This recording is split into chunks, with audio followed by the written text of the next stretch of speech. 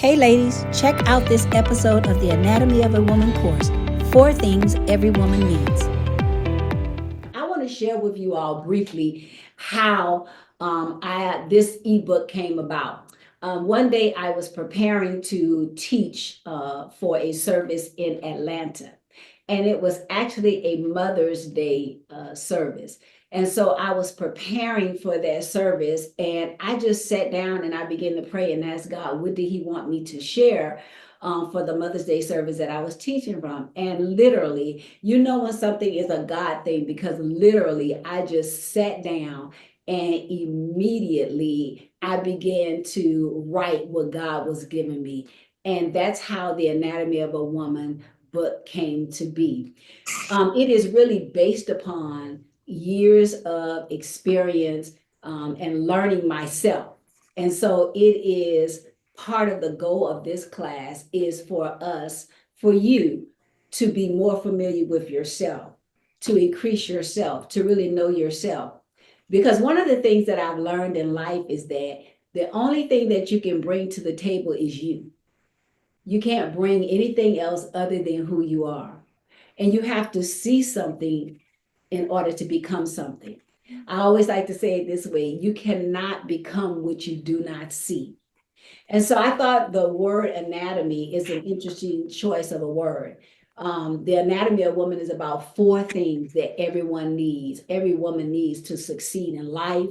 That's for your personal life, that's in your marriage, in your friendships, that is in your community organizations, that is in your church, that is in your relationship with God. It's about succeeding and excelling in all of those areas.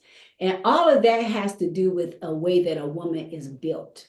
And I think as women, oftentimes, because we do so much, y'all know how we are as women. We have our hands in everything. We become everything to everyone. And oftentimes, who we are is left behind because we do not have the time to discover who we are so that we can become our best selves. And so really, this is going to be a journey in helping you also to become your best self so that you're able to present your best self in every avenue and area of your life. There are some things that we need to know about ourselves as women. And listen, you get the benefit of my experience because it took me years to get to this point because I just didn't know. And so I have consolidated all of my years of experience, my growth, the things that I've learned, the do's, the don'ts, the things that my mother taught me, the things that God has shown me into this ebook and into these 4 things that every woman needs to know. And what my hope is that they will become like pillars that you can depend on, that you can grow from. And so in the preface in the book, I talk about anatomy of a woman and what an anatomy is. Anatomy really is about the structure of a thing. So anatomy is all about how a thing is wired and how a thing is structured. And so when you don't understand how a thing is wired and structured, it's just like a microwave, say for instance.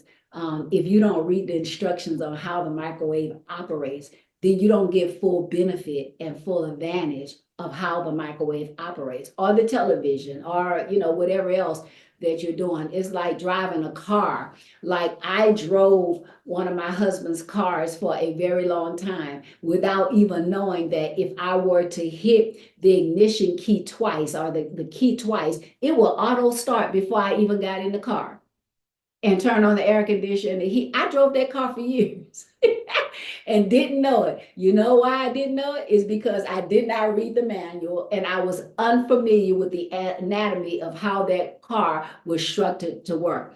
And the same thing happens with us as women in life until somebody sits us down and we begin to understand how we're wired and what we bring to the table and how we operate. We don't get the best advantage or the best use of ourselves. And one thing that I know that we can all resonate with and we can all identify with is that time is fleeting and we really don't have as much time as we think we have.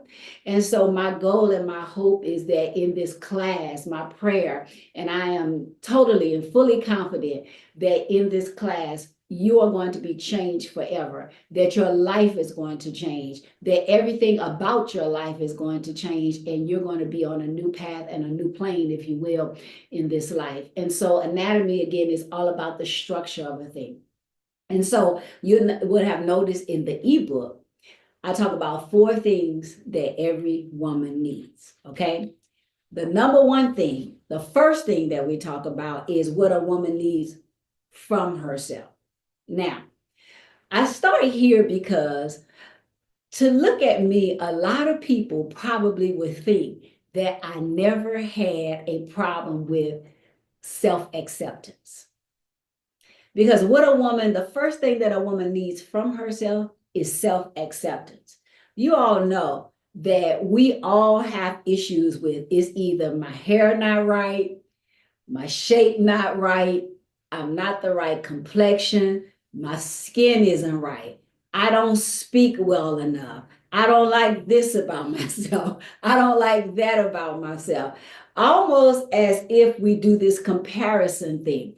So where we start is the foundation of it is, how do I have, or how do I operate in self-acceptance?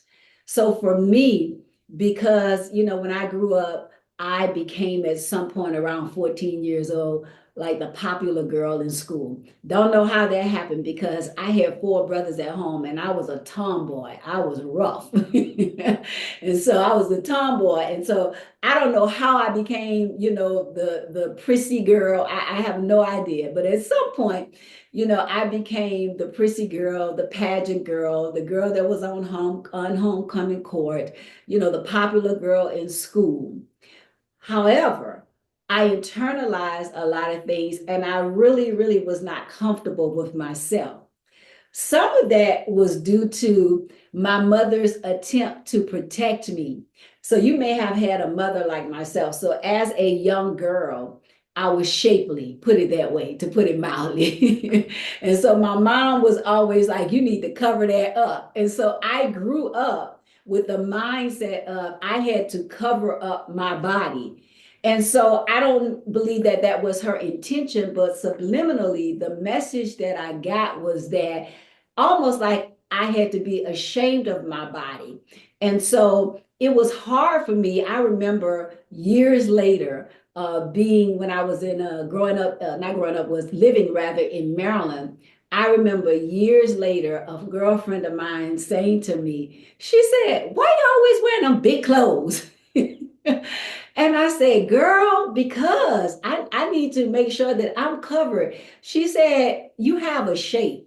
And so whether or not you cover yourself, the shape is going to be seen. She said, it's going to be seen no matter what. And so it was traumatizing for me because she set me on this path. She was like, you need to start wearing those big clothes and you need to be confident in how you look and not be ashamed of your body. And really, until she said that, I wasn't really sure that I was ashamed of my body. It just kind of like triggered something in me. And I was like, okay, maybe what she's saying has some value to it, because I had not accepted the fact that I had curves. I had not accepted the fact that I had little waistline. It's all women on here, so I could talk raw, right? I had not accepted the fact that I had little waistline, big old butt. I had big old butt, and it was traumatizing because my mother was always like, tie a shirt around you, make this bigger. And it was also in my mind, it was not a good thing to have a big butt. And so I know they're paying for it today. They're paying for it today. People are getting plenty of money, Marsha, for it. I see you, Marsha. People are getting plenty of money for the big butt today. But in my mind, and then people will say, here come Big Booty Judy. Now, how many of you all can remember in your childhood or growing up or becoming a young lady, people would make comments about your body, or comments about how you look? Absolutely, or comments about your hair. And so even growing up, kids would say to me, oh, why do you act like that? Or you think you better, that old adage, because you're light skinned and all that kinds of stuff. And so I was internalizing all of those things over and over and over again, and did not realize it until one day, God got a hold of me through some friends to realize that I had not accepted my own person, my own self. I had not accepted that I am a Southern girl. I was born proudly and raised in the South. And so you might hear a little twang every now and then. It's okay. Because people would try to make you feel ashamed of your heritage, of your background, your figure, all of those things. And what happens is when you begin to internalize those things, you do not realize how it prohibits you from being your best self. So, because when you have conflict with yourself, what we don't realize is that it doesn't just stay conflict with yourself. That kind of stuff transfers over into other areas of your life.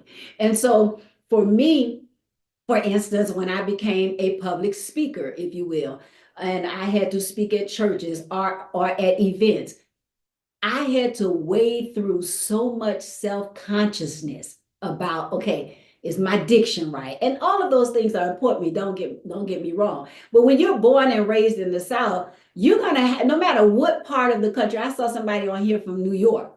New Yorkers have a strong accent, right? People in the South have a strong accent. So for me, being in public and speaking to people, I had to wade through all of that to get myself to a point where I was okay, but it really hindered my effectiveness in being able to speak, because in the subconscious, in the back of my mind, I was thinking, you didn't say that right. You don't speak well enough. Is everybody looking at your body? All of these things were going on in my head. So self-acceptance is where you begin to understand who you are, and you have to accept who you are as a person. Accept the body that God gave you. Accept the fact that I was born and raised. And that doesn't mean we don't improve ourselves, right? Because I had to learn, for me, I had to learn to slow down when I speak. Because for some reason, us Creoles in Acadiana, I don't know about anywhere else, we talk fast. And so we try to talk. I see Sabrina shaking her head. We talk real fast, and it's like, you better catch up, because we're going to talk fast and we're going to say what we got to say and we're going to get through it. And so I had to learn to become very intentional, if you will, about slowing down. So I'm not talking about becoming better at your craft. I'm talking about accepting that I am from Abbeville, Louisiana. And like I just said, Louisiana, you heard that? You're going to hear it is what it is. I don't have to be so subconscious about that. Accepting that when my mother was, when I was growing up, my mother was a beautiful woman. She's deceased now, but she was absolutely gorgeous, beautiful woman. My mother had this beautiful, long, flowing, jet black hair all the way down to her butt. Now, why the Lord didn't give it to me, I don't know. But I internalized that as a little girl growing up, because I would look at my mother's hair and I would look at my hair, and I didn't have like terrible hair or whatever. But for me, it was like I didn't have that, so something was wrong with mine. And I think as women, we do that all the time, whether it's another woman, whether it's our mother, whether it's a friend, whether it's somebody we know. And so the beginning of this journey is about taking an inward look at, okay, this is who God has created me to be.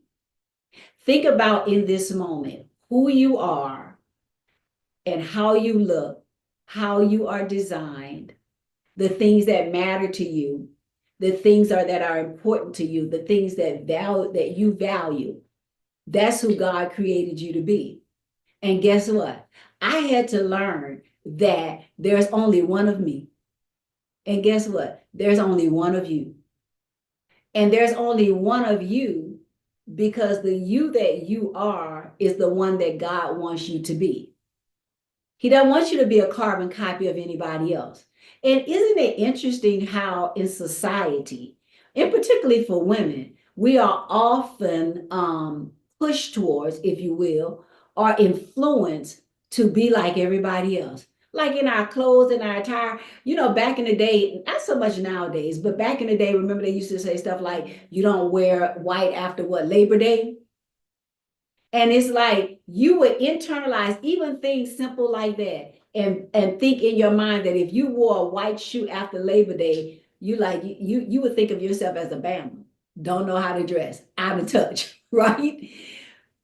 Even society influences us or tries to push us to be like everyone else, to fit a mold and to fit a norm. At some point, if you're going to become all that you have been created to be, you have to realize that I have to be who I am and be okay with me. I have to figure out who I am and be okay with who I am. So, like, if you're not a person that's totally like really, really social, now I'm not talking about not being nice to people, because you got to be nice to people, right? But like, if you're not the person that's a social butterfly, some of you all on here are social butterflies. Like I know Ina Darby is on here. She's a social butterfly. Ina will talk to everybody. She will walk in the room and just start talking to everybody and go from person to person to person to person. Not everybody on here is like that. I used to feel some type of way because I am not the social butterfly person. Now, I will be nice. I will enter a room and I will speak to you and I will say hello. But the next thing I'm going to do, and people who know me know this, I'm going somewhere to find a seat and mind my business. I'm not going to be moving in and out. And I used to feel guilty that I was not that person because in certain environments, people will make you feel guilty if you're not that person. I am not that person. So I have learned to accept for myself that it is okay that you are not that person. It's not okay to be mean to people. It's not okay to be nasty to people, but it is okay not to be a social butterfly if that is not your thing. It's okay. It does not mean that you are a bad person, because my mother used to say this all the time. The enemy to progression is comparison. And one of the things that you learn when you begin to accept yourself is never to compare yourself to anybody else. So if you're taking notes in your digital journal, I need you to write that down. Number one, never compare myself to anyone else. When you look at yourself, what you want to do is you want to compare yourself to your own growth, to where you're coming from. So part of self-acceptance is never comparing yourself to anyone else. And I will tell you that that is way easier said than done. It's like a skill you have to learn, because it's always going to come up and pop up, always. But in the moment that it pops up, you have to be able to say to yourself, hey, we don't compare ourselves to anybody else. Because again, there's only one you, and that's important.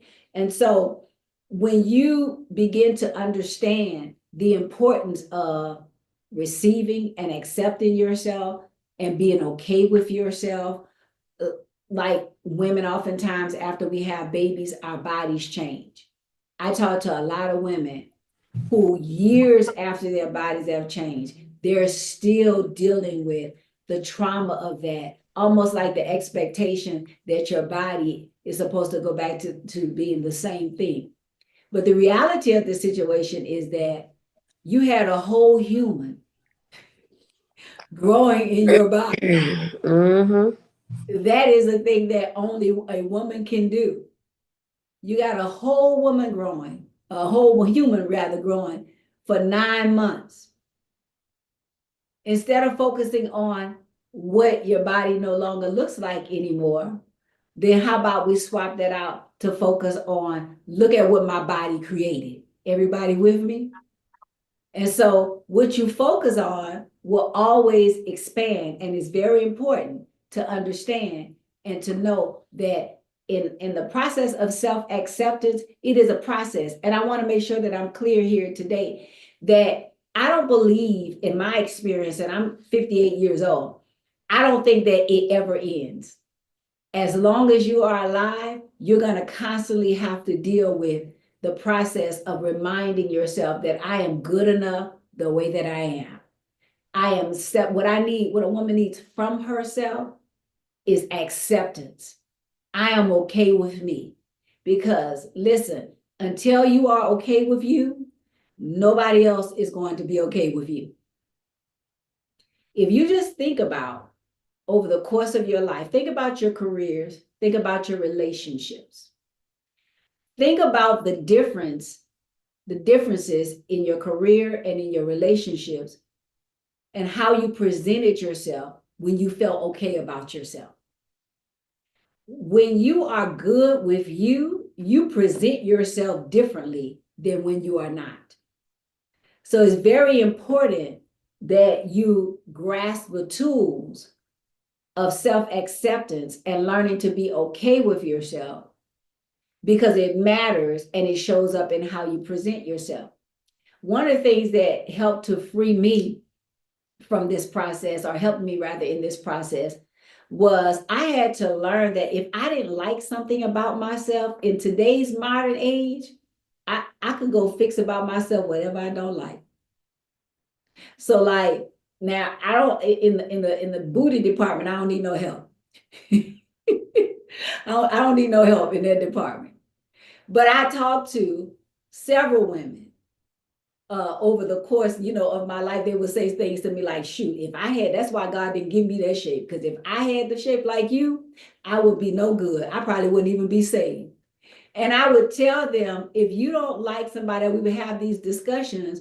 Because we're taught not to accept ourselves. I think it's part of the culture. We're taught to internalize and have difficulty with self-acceptance, because there's a standard of beauty, and if you don't fit that standard of beauty, then it makes you feel like you're not good enough. Like, for instance, how many of you have gone into, let's say, a department store and you wanted to buy a particular garment? And remember back in the day, if you were bigger than a size maybe 10 or 12, none of the clothes look like what you want to wear. Y'all remember that? It's different nowadays, but back in the day. So if you were to look at that process, let's say for 20 years of your life, you were going to a department store and you wanted to buy fashionable clothes, but they had no fashionable clothes in your size. Think about how you internalize that in terms of, I'm not good enough, because that's what it turns into. My shape isn't good enough. I don't like myself. I'm not satisfied with myself. And so all of that is internalized. And so when you go to a department store nowadays, though, they have fashionable clothes for every single size. And thank God we're living in the day and the age where more women rather, are proud of their body type and what they look like. And so they're going through a process of self-acceptance. Even though I don't think everybody's totally okay. I think a lot of that is put on for, the internet. But at the end of the day, it's still learning to accept who you are in the body that you have. And so I was talking about how important it is when you look at yourself, and if you don't like something about yourself, these days, if you don't like your hair, guess what you can do? You can go get you some different hair.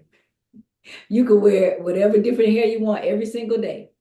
These days, if you don't like your figure, you can go get almost any part. You don't even have to have surgery to have a behind if you feel like you don't have one. They sell them in the store. So my point is, why wake up every day, put on your clothes, internalize what you don't like about yourself, looking in the mirror every single day like, I don't like this, I don't like this, I don't like this. With all you got to do is go to your drawer, and if you don't like the way your jeans fit or the way your body looks in your jeans, go in your drawer and pull out your apparatus, and it'll make your jeans fit like you want them to fit. My point is this: time is too short to waste your time on always internalizing how you don't like yourself. So part of this process is going to be to try to teach you to love yourself. So I want you to do something in this moment. I want you to, whether in your digital journal or not, I want you to write down 3 things that you like about yourself. 3 things that you really like about yourself. Because those are the things that you should focus on, the 3 things that you like about yourself. Someone says sometimes we have to learn to love ourselves. I am in absolute agreement with that. We do have to learn to love ourselves. And it is a process where you have to learn to love yourself. Because guess what? The Tracy 25-year-old self is different than the Tracy 58-year-old self. And that's why I said it's a continual process, because who you are at 18, 19, 20, 30, 40, 50, it constantly changes all the time. And so it's a constant process of embracing where you are at this time. Like for me, I had to embrace my, what do you call these smile lines? Crow's feet, that's what they call them. I have them. I had to learn to embrace them. Now, if they're going to traumatize me, I heard it's some Raquel, I think Raquel's on here. Raquel has a spa like, I can't remember the name of it right now, but she does, Raquel, put it in the chat and tell us what it is. But she has this spa or wellness clinic. Like if I want to, if my crow's feet are going to start to traumatize me every time I look in the mirror, guess what I'm gonna do? I'm gonna go a wellness spa. Thank you, Raquel. She has a wellness spa. Raquel can help me with my crow's feet. Because what I'm saying about the tools is that I have to choose whether or not I'm going to be traumatized every morning that I wake up at 58 and I have crow's feet, and I'm going to feel bad about myself or not love myself, to put it the way someone else put it, about the lines in my forehead. Either I'm going to accept that and be okay with it at 58 years old, but if it's going to traumatize me and make me feel bad about myself, and I'm going to internalize, I don't look good anymore, I'm aging, I'm doing all of that stuff, then guess what I'm going to do? I'm going to go find Raquel and I'm going to say, I think it's Botox. I'm going to need you to lift up these, what y'all got to make this go away.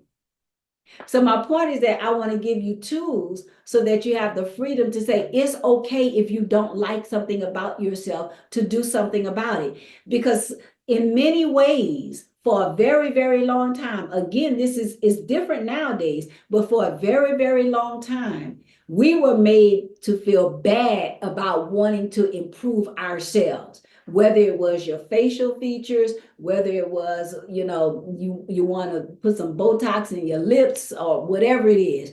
We were made for years, made to feel bad about doing that. I remember when the tummy tuck first, came out, if you will, and people started getting tummy tucks.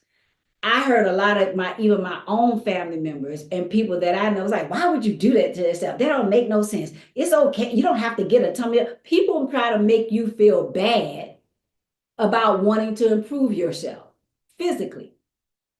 So if you're okay with it, you have to learn that it's okay to do what you need to do to feel better about yourself. Whether that's something physical, whether that's something educational, whether that's you want to drive a new car, whatever it is, you got to learn to love yourself. And the only way that you learn to love yourself is to give yourself what you need to feel good about yourself. Everybody with me on that? Somebody said, I hated my lips, and now women are paid to have my succulents. I hated my lips. They are paying for it, And so it's very important to make sure that you're okay with you. And I'm starting here. This is like the foundation, because before we get to the other 3 things, this is the process that you have to work through. First of all, what do I need from myself? I need self-acceptance. That's what I need from myself. Because if I can't give myself self-acceptance, then I can't move forward from there. I have to give myself some self-acceptance. So you got to cultivate self-acceptance. And there are many ways to cultivate that. Part of it is doing the exercise that I just told you to do. What do I like about myself? I want you to put in the chat and be honest.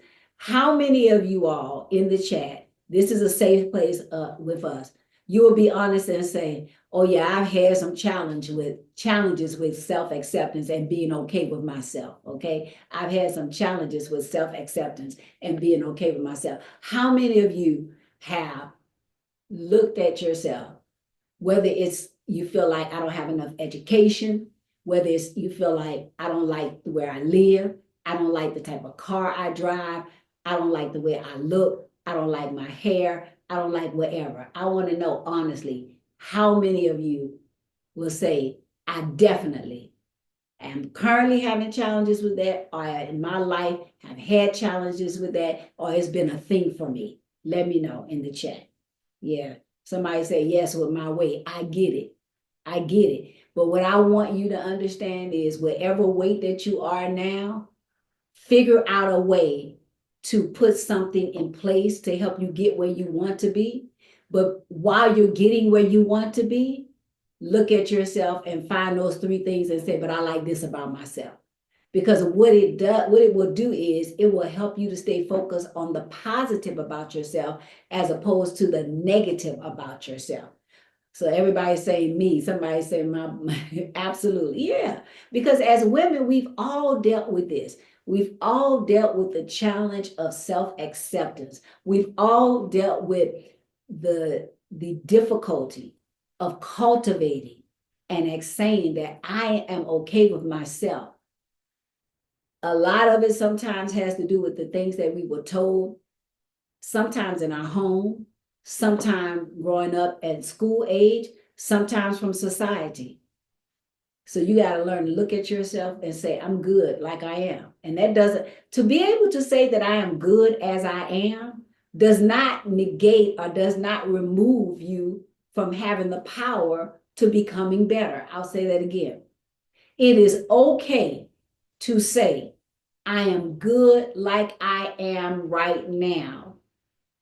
That does not negate or remove the possibility or the power for you to become different.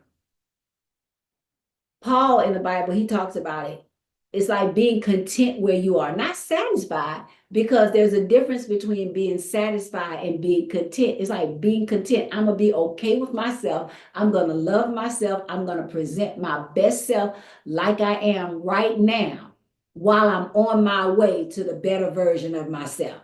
While I'm on my way to the better version of myself.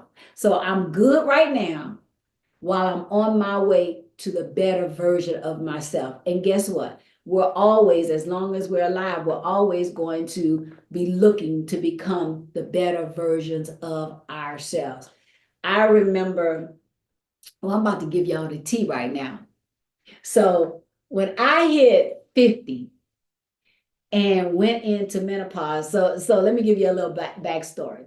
So, growing up, my family, friends would be like, oh, that's the 36, 24, 36 right there.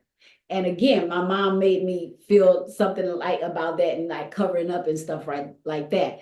I went, got married, had 2 kids and all that good stuff, and literally still had a flat stomach, did not gain weight. Because back in the day, some of you more mature ladies on here, you might remember back in the day when you would have a baby, they would take you home, you would go to your mother's house. They would put their girdle on you, and then they would wrap your stomach with their sheet. Y'all let me know if y'all remember that in the comment section. Some of y'all may remember that. Make sure your stomach go back flat.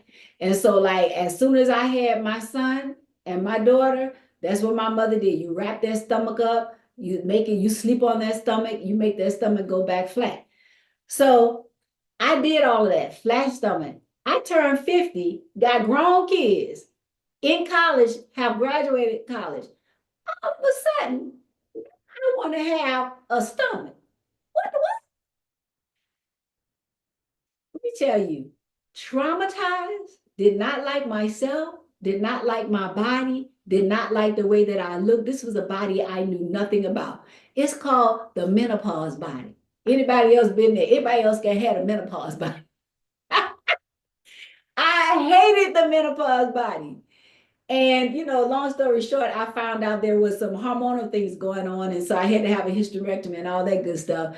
And it helped it a little. But my hormone balance it just had me, I gained like 50 pounds.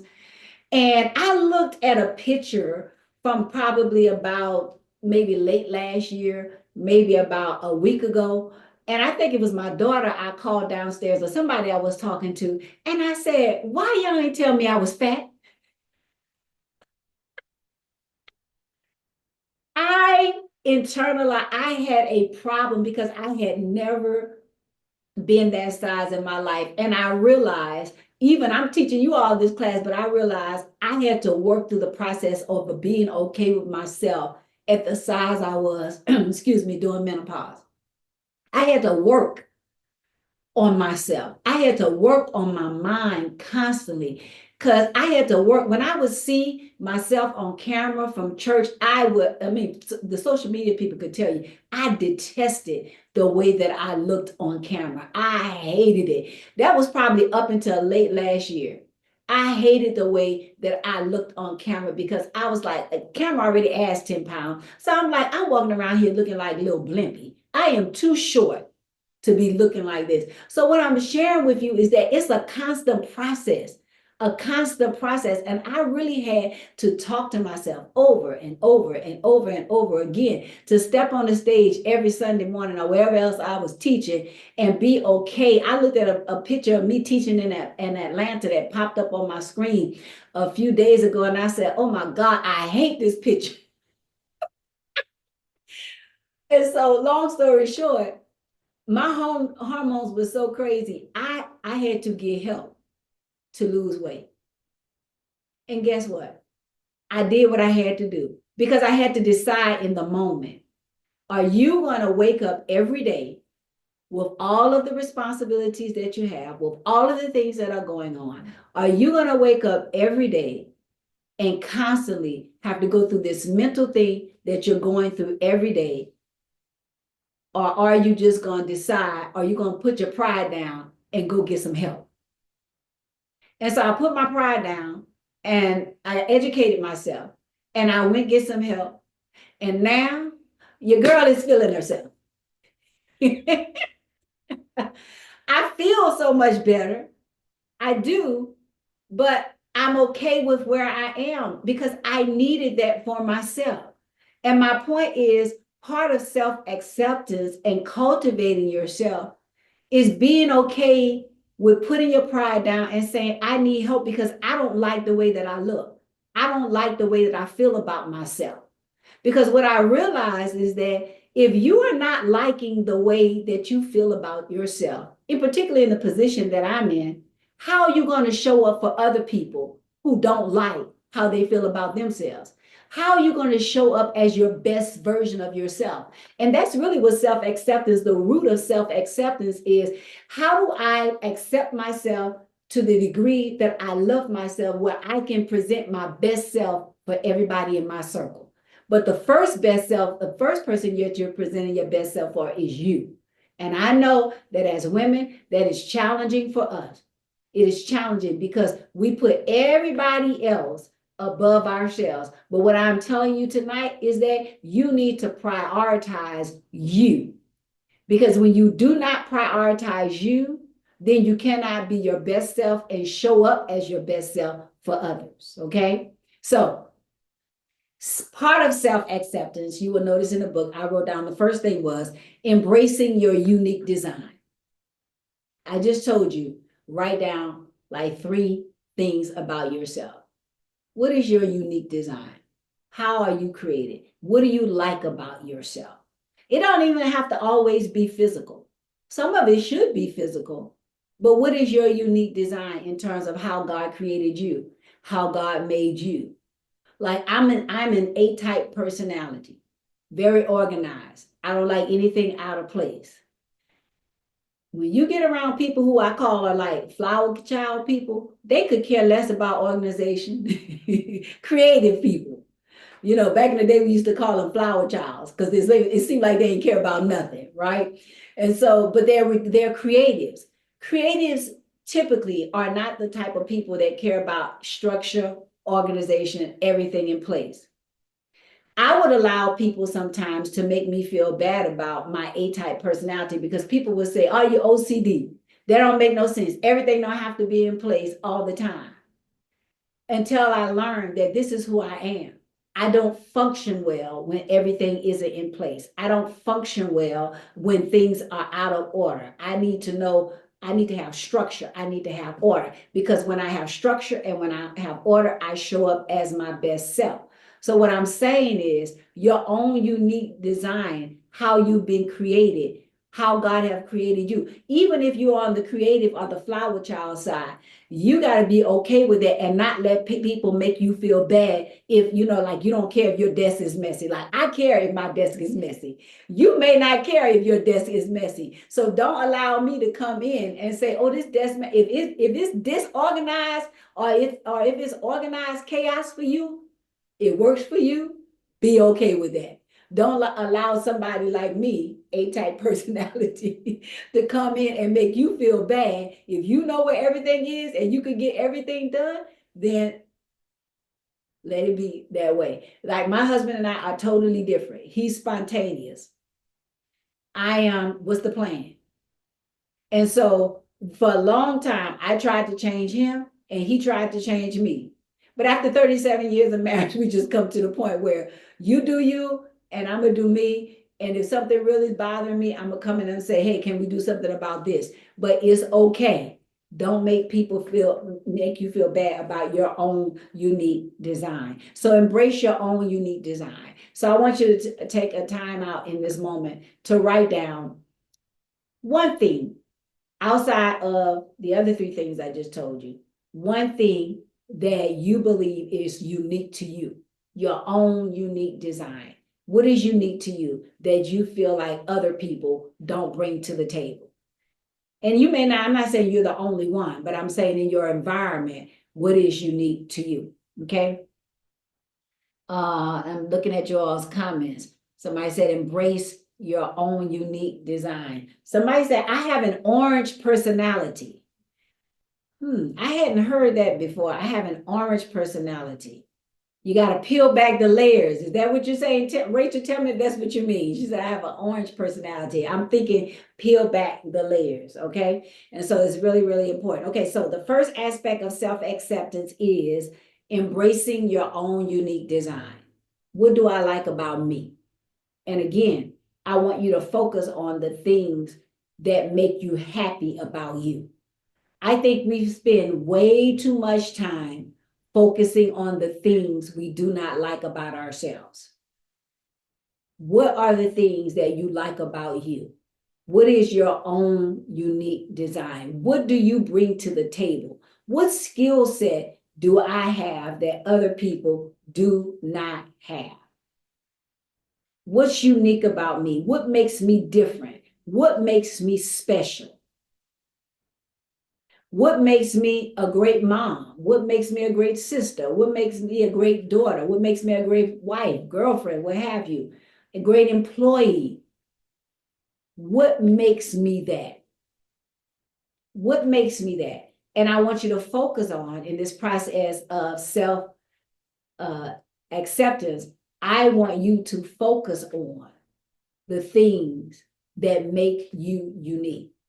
I believe it was Dr. Miles Monroe. He talked a lot about the importance of you're born an original. God made you for a reason. I was born an original. Why would I want to become a carbon copy? A lot of times we are not okay with ourselves because we are afraid of rejection. If y'all understand what I'm saying, I need y'all to let me know in the comment section. We will try to acquiesce, if you will, to other people's standards or other people's influence because we are afraid of rejection. When you truly accept yourself and give yourself self-acceptance, you won't acquiesce to other people's standard for you. You will be okay with who you are. You know what I learned? It is a lot of work. It takes a lot of work to be to try to be something you're not. It takes a lot of energy to try to be something you're not. It takes a whole lot of energy to try to imitate what you think is going to make people accept you. But ask yourself in this moment, let's ask ourselves a question. How do other people, or how do I expect someone else to accept me when I don't even accept myself? Because people see that, they feel that. I see you all in the comment section. Yeah, it's very, very, very true. So my understanding is that an orange personality is an energetic personality. Okay, how many of y'all on here are orange personalities, energetic personalities? Let me know in the comment section. Who's an orange personality, energetic? Where are the energetic people? So number one, embrace your own unique design. Did y'all write down? Okay, put it in the chat. I want to know what you all feel are some of the things about your own unique design. Okay. Oh, so we got some orange personality. Tori is orange. That's good. You guys are learning things about each other in the chat. I love that. So number one was embracing your own unique design. Okay. Number two is in self-acceptance is recognizing your value. I want everybody to put in the chat section right now, I am valuable, or I am worth it. I am valuable, I am worth it. Because when you don't understand your value and your worth, that's another thing that makes you acquiesce or lower your standards or lower yourself to what other people's standards are for you. I am worth it. I am valuable. Now watch this. Your worth and your value does not have anything to do with the level of degree you have. It has nothing to do with how good you look. It has nothing to do with how much money you have. It has nothing to do with where you live. Because all of these things can change and they can take place. And they can be replaced, or you can buy hair if you don't like your hair, right? So your value isn't even in your hair. But you can't get another you. You can get other things. You can either even do things to your body to make yourself feel better or whatever. But the real you is where the value is. It's not in your education. It's not in what you have. It's not in the amount of money you have, because probably many of you on here, I can tell you in my 40 years of doing like public ministry and teaching and coaching and all this type of stuff and mentoring, I've had people from all walks of life. Because I think a lot of times we think that, boy, if I just had this amount of money, if I had this kind of car, if I had those things, you can have all of that. I know people who have all of those things, but do not value themselves. And none of those things mean anything. So value does not come from material things. Value comes from accepting your own unique design and who God's created you to be. And when you accept your own unique design, you understand that I am created a certain way because there's value to me. God made me this way for a particular reason, because what I bring to the table, nobody else has. What I bring to the table, nobody else has. Okay. And so I want y'all to put that in the chat. What you bring to the table, nobody else has. That's where your value is. Because nobody, even if we're doing the same thing, like for instance, as I'm a pastor, okay? So even as a pastor, nobody can pastor like me. Why? Because there's only one me. So what is it that you do well? What is it that you do? Are you some type of coach? Even if you're an at-home mom, nobody can mother that child like you. So it's very important that you recognize your value, okay? So, and your value is inherent. You have inherent value and inherent worth. Why? Because you were created by God. And that's really where you have to have your identity. It has to come from. So what I'm saying is that your identity does not come from your identity and your value does not come from any external source. And I really need you to get that, because I think we are trained to think the more stuff we have, or the better we look outwardly, or the more money we have, we equate that to value. Your value is not in any of those things, because you can have all of those things and not feel love, and not feel value, and not accept yourself, and not be okay with yourself. You can have all of that and still not be good internally. Because who you are internally, when you know how to be good internally, it shows up externally. So number 2 was recognizing your value. Number 3 is overcoming self-doubt. I'm the only person that's ever doubted themselves. Is that right? Anybody on here, you ever doubted yourself? You ever doubted your skill set? Somebody said, what I bring to the table, nobody else have. So overcoming self-doubt.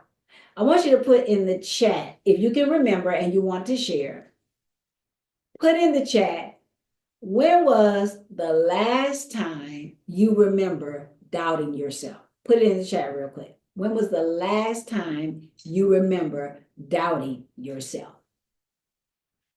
And if you don't mind sharing, I'd like you also to briefly share what it was, like how you doubted. What did you doubt about yourself?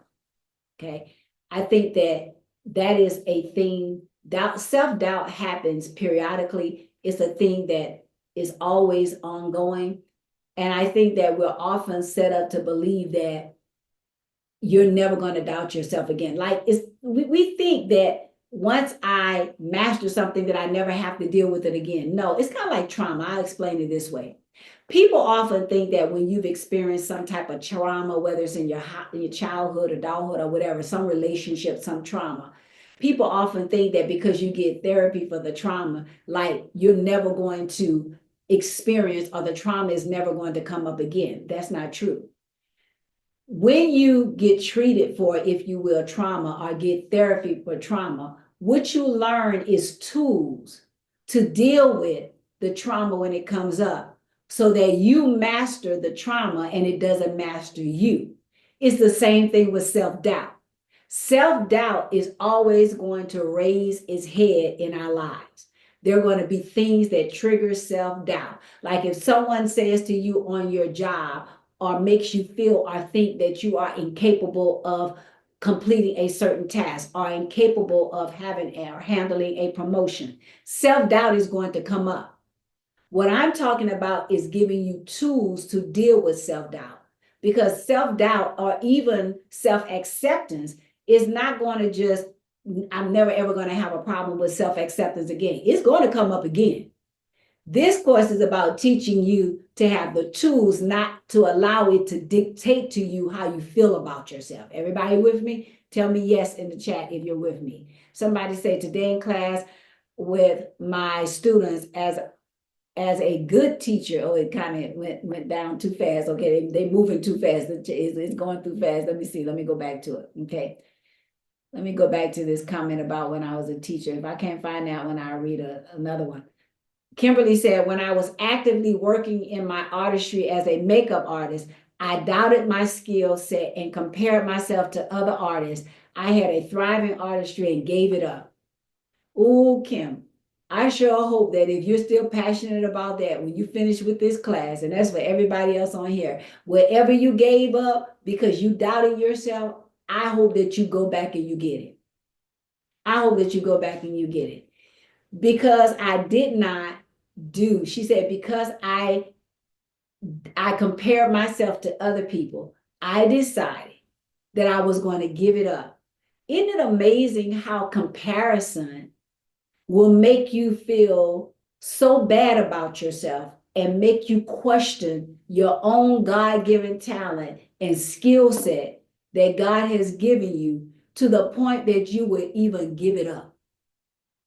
Self-doubt is very powerful, and it will rob you of your destiny if you do not master it. It's never going to go away. There are always going to be times in our lives where we doubt ourselves about something. I have been pastoring now for 30 years. I've been a senior pastor for 12 years. but I've been pastoring for 30 years. I've been publicly speaking to people for 30 years. And do you know, every so often, self-doubt arises because guess what? I get in my head. Like going back and watching a tape, any good speaker, people who are in the profession that I am in, speaking, coaching, stuff like that, when you're in this profession, one of the ways that you improve yourself is you go back and you watch your presentations, whether that's a sermon, whether that's a motivational speech, whatever. You go back and you watch those presentations. And I had to learn to watch myself without leaving away with a laundry list of all of this stuff was terrible. All of this stuff. My kids would tell you, like, every Christmas, I'm the right one talking to y'all, because like our Christmas photos, every year we take Christmas photos. They post those Christmas photos. And, oftentimes thousands of people are on there talking about, oh, this is so picture perfect, this, that, and the third. And I would look at those pictures. I don't like this. I don't like this. I don't like this. I don't like this. I mean, just traumatizing myself. My point is that it is always going to come up. You have to develop tools to master that stuff, because it will rob you of your joy. So everybody else is on the picture talking about how beautiful it is, and I'm looking at the picture and I've robbed myself of the joy of how others feel about what they're looking at. Overly critical. So self-doubt will make you overly critical of yourself. And so if you allow self-doubt to rob you of anything, I want you to go back and get it. So real quick, write down or think about in this moment, what have I allowed self-doubt to rob me of? I want you to write it down. And if you want to share with us in the chat, I'd like for you to share with us. I want you to write down, what have I allowed self-doubt to rob me of? Put it in the chat. I want to see it. Let's see what y'all are saying in the chat. Let's see. Someone said, just being a mother and juggling being there for them, 100% thriving in work, maintaining my household all at once. That's a challenge. I get it. I understand it. Somebody said, comparison is a thief. It is absolutely a thief. So you have to master. I want you to have tools in your toolkit to master self-doubt, because self-doubt will rob you of, genuine, authentic gifts. Like, quite frankly, how many of y'all want, I can be real authentic. It has probably been 10 years that either my family, my mentees, friends, associates have said to me, you need to do a master class. You are very good with people. You communicate well. You have a lot of experience. The way that you share helps people is evident. You've been doing this a long time.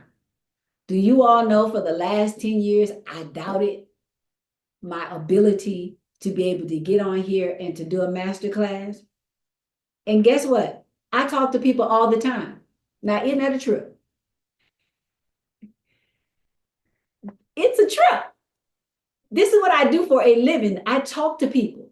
And when someone came to me and said, you should do a master class, I said, no, not me. It took them 10 years to convince me to do a master class. And it's more than what, 50 of y'all on here? About 50 of y'all on here? 10 years. Why did it take so long to write a book and to do a master class? Self-doubt. Self-doubt is a very real thing. And so you have to learn tools so that when self-doubt arises, you don't allow it to rob you. Now watch this. And it's always connected. I think oftentimes we forget that our destinies and our assignments and the gifts and talents that we have, they're not just for us. It's always connected to someone else.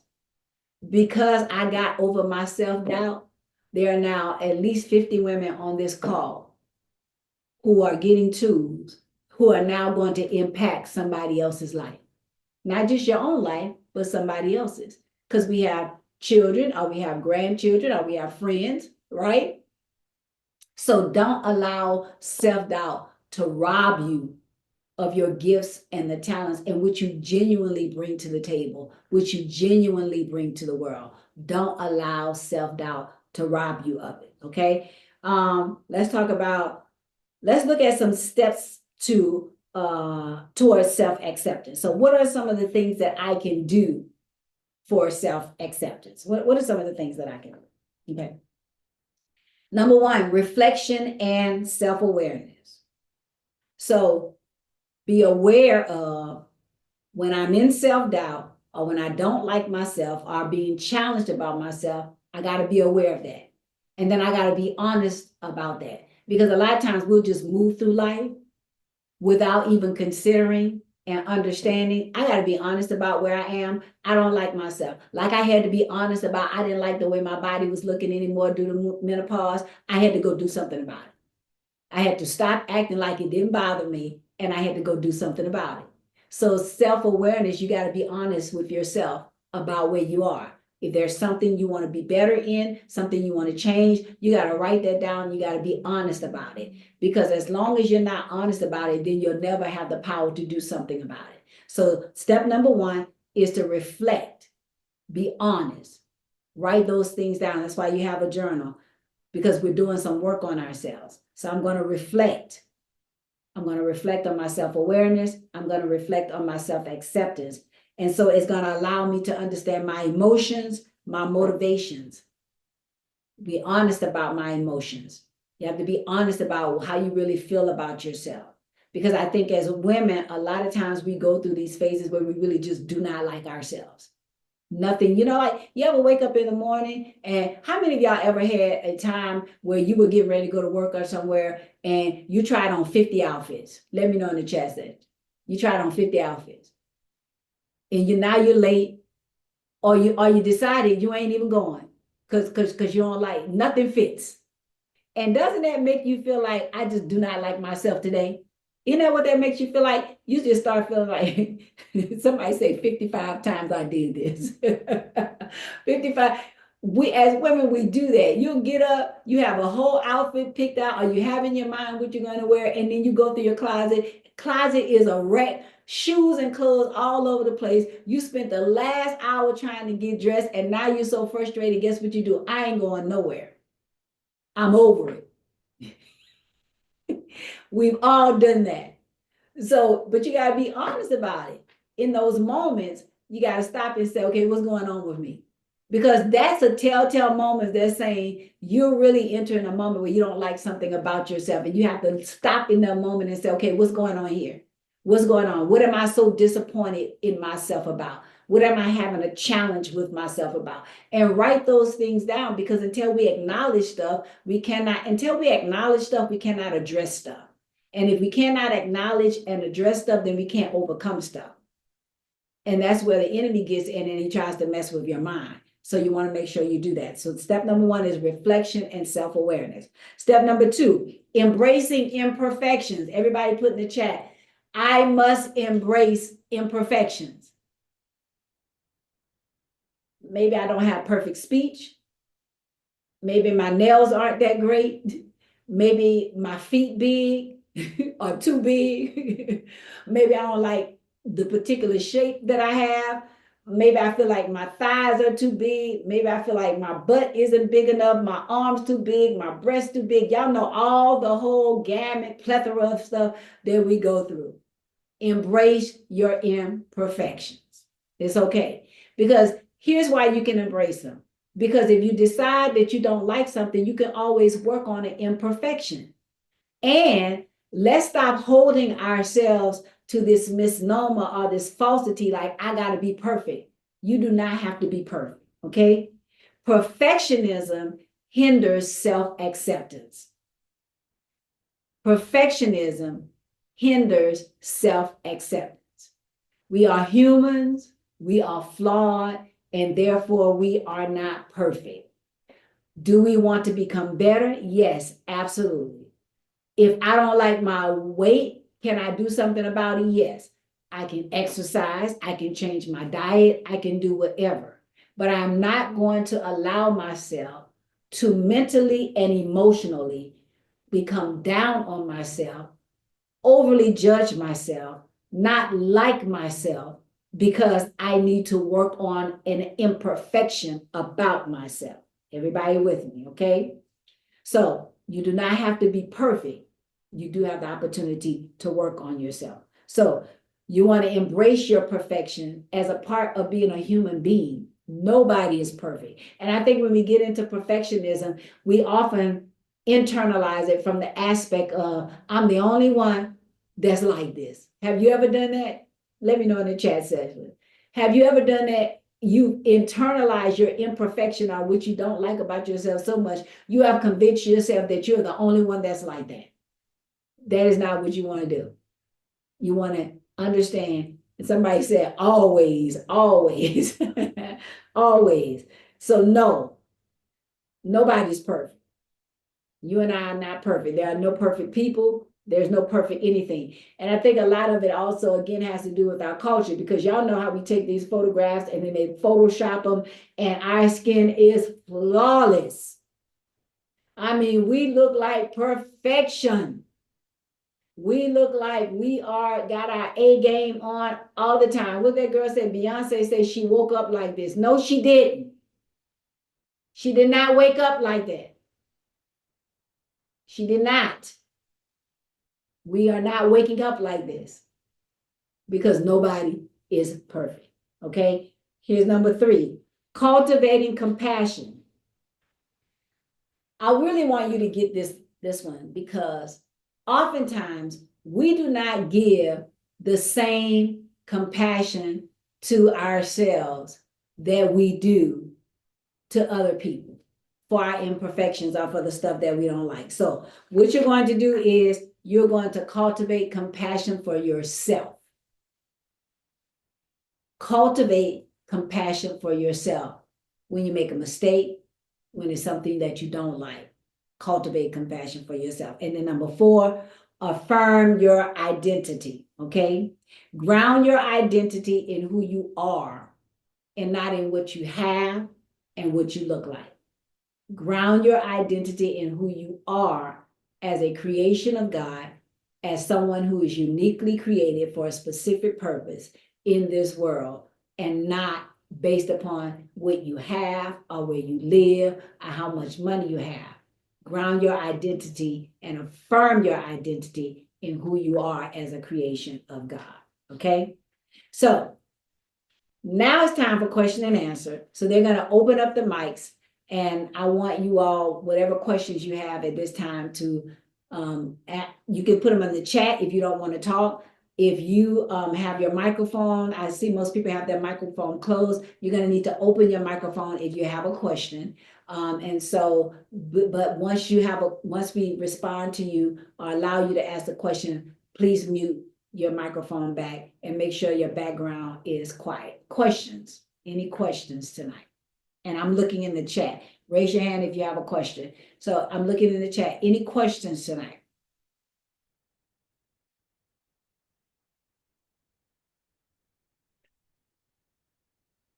All right. So I don't think that I see a question yet. Some of you may be typing. I don't think that we see any questions yet. But I wanted to ask, what was the one thing that stood out to you tonight? Somebody that, if you want to speak, open your mic, or you could put it in the chat. We don't mind if you open your mic, or you can put it in the chat. Somebody give me one thing that really impacted you tonight. One thing that really impacted you. Somebody said beautiful quotes. We're all enough as we are. Very good. We're all enough as we are. Anybody else? One thing. Did somebody raise their hand? Okay. No hand raised. Self-acceptance. Okay. I'm not the only one who struggles with accepting things about myself. Absolutely. You are not the only one who struggles with that. We all do. You cannot become what you cannot see. Absolutely. Being able to focus on my positive. Yes, please take that away.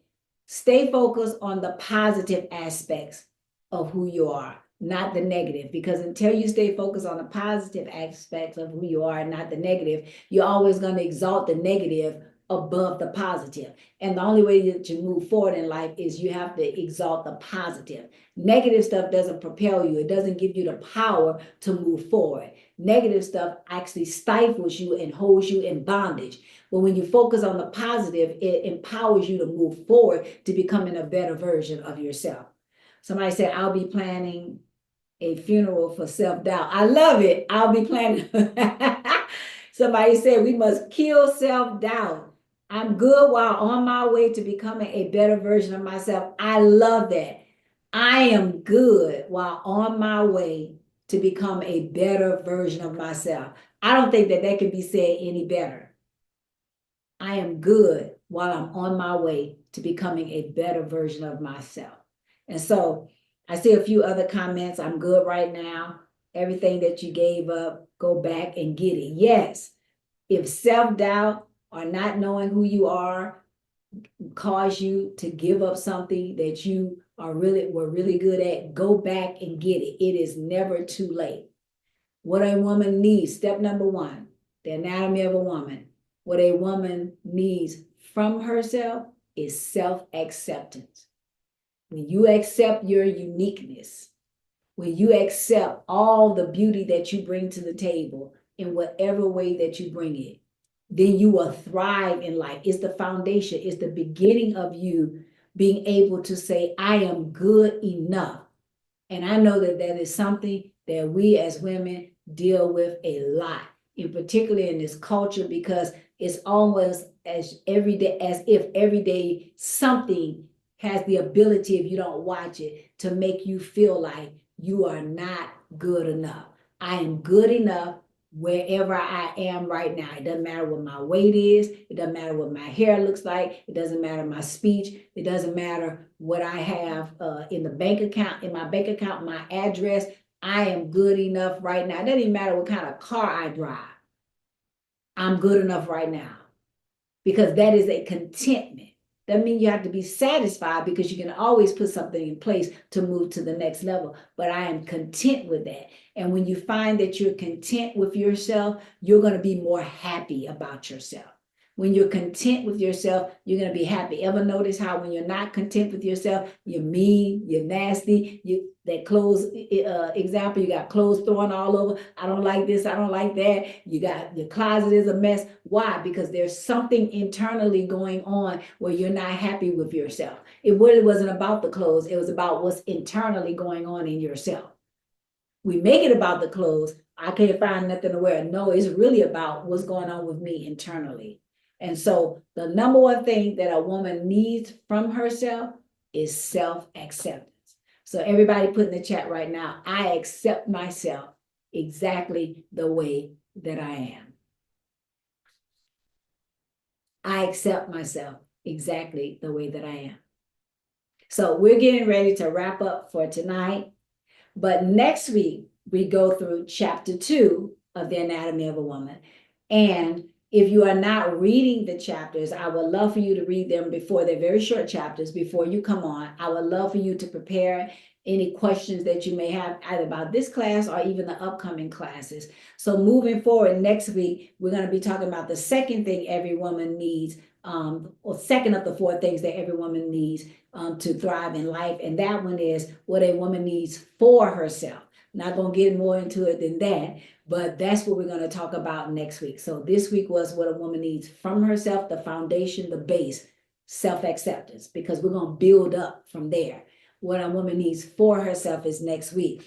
If you look in your journal, I want you to make sure we did some kind of we did some reflections tonight as well, but during the course, but in your journal, we have some self-discovery reflection questions. And I want you to take some time this week to go through those, write those down, because a lot of this is going to have to do with taking a moment to do some introspection and to ask myself some questions about what issues do I have with myself, and bring it to the forefront, because until we bring it to the forefront, we're never going to be able to deal with it.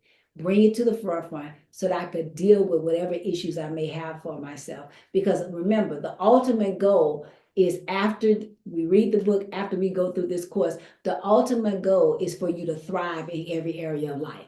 That is the ultimate goal, to be able to present yourself as your best self, be okay with yourself, and then just thrive in every relationship and in every area of your life.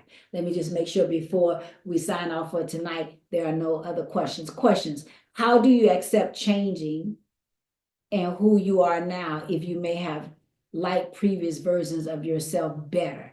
How do you accept changing and who change? I think you want to say, how do you accept changing who you are now if you may have liked previous versions of yourself? What I would do is I would write down the previous versions of yourself. What in the previous versions of yourself did you like? What are those things that you like? And then I would set a plan to become those things again, or figure out why you are no longer those things. So the number one thing I would say is, sit down and write down what were the things that I liked about myself. Then try to figure out why you are no longer doing or being those things. Like what caused you to stop doing those things or being those things. Then set a plan and a pathway to go back to those things. Let me know if I answered your question and if I helped you, okay? I don't believe we have any other questions. Okay, I don't think we have any other questions for tonight. So make sure you go through your self-reflection questions. Make sure you complete it in your journal, because at the end of the day, I want this to become something that you keep with you all the time, so that when that self-doubt and all of that stuff tries to rise up again, you already have tools. You'll know, because remember, you're creating a toolkit to be able to deal with the mental stuff that comes up in our lives as we go through different phases of our lives. I hope you've gotten everything you need from this episode. Thanks for watching, ladies.